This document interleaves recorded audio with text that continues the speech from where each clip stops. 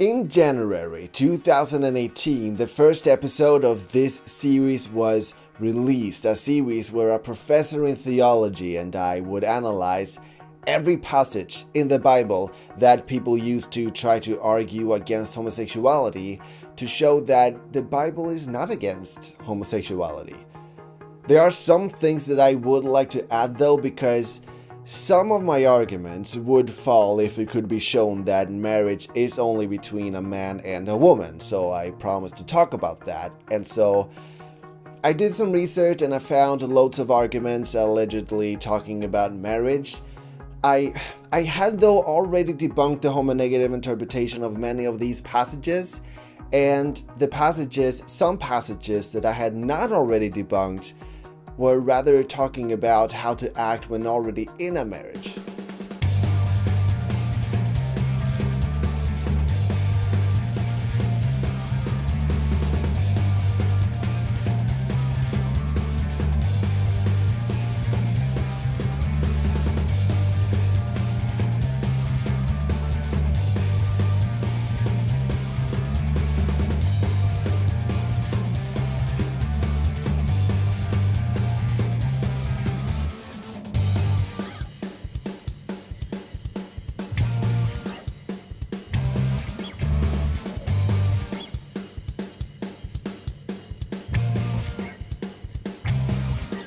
These passages, of course, get nowhere near talking about who can and cannot get married.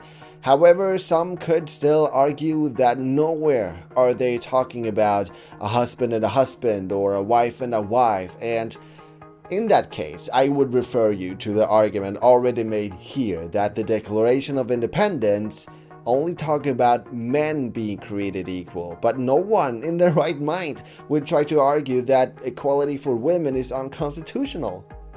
And to give another example, if the Bible would tell you how to take care of your dog, then that would not automatically mean that you can't get a cat. I mean, it would take a lot of mental gymnastics to interpret it that way. However, there are some passages that I had not already debunked that in my interpretation could be talking about who should get married, so let me just quickly take care of those. He who finds a wife finds what is good and receives favor from the Lord. He who finds a banana finds what is good, and that doesn't exclude every other fruit. The woman he marries must be a virgin. He must not marry a widow, a divorced woman, or a woman defiled by prostitution, but only a virgin from his own people. Now, first of all, this is about how a high priest should act, and unless you want to go against one of the 10 commandments that you should not kill, I highly suggest that you don't take this literally.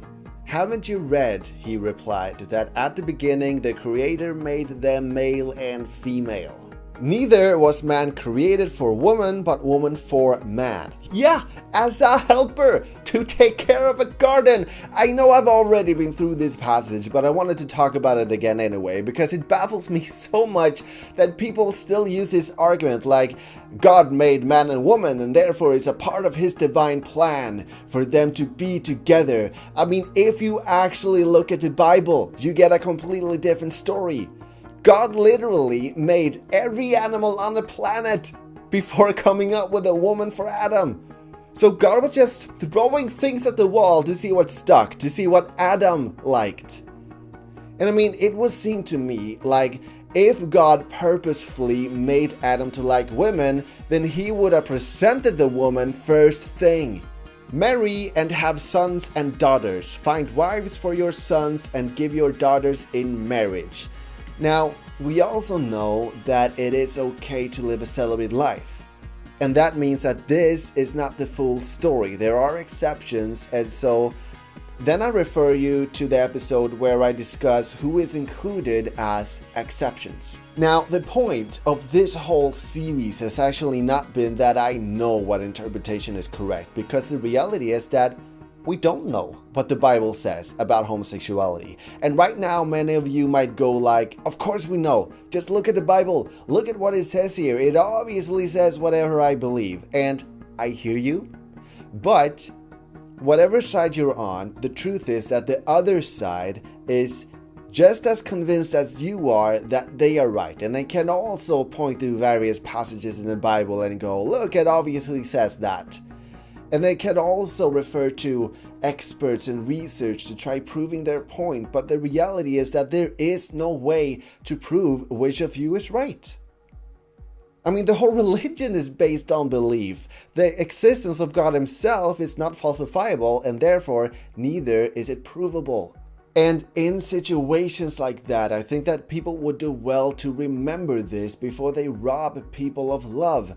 Love does no harm to a neighbor. Therefore, love is the fulfillment of the law. And I think that all of us can at least agree on the general message of love.